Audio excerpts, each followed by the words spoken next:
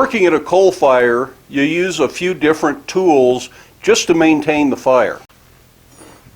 Your most used tool will be some kind of a rake. These come in lots of different shapes, lots of different variations. The idea, though, is that you can drag coal up onto the fire, or you can push coal, and you can maintain your fire that way.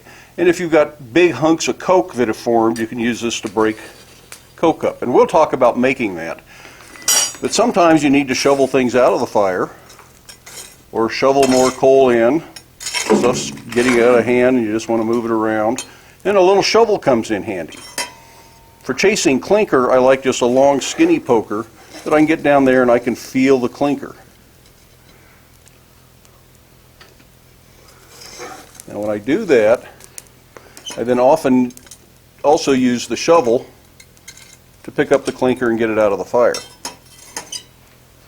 Now all of these tools have different handle shapes on them.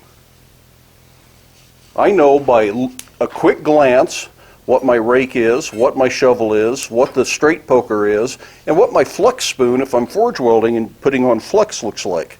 And it's a real good idea to make these different when you make them.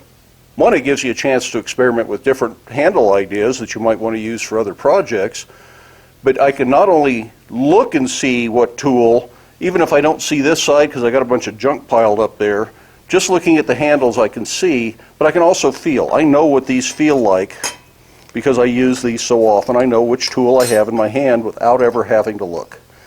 So that's just a quick tip for tools for maintaining your forge, some things you might want to have around, and the big tip is make the handles all just a little bit different.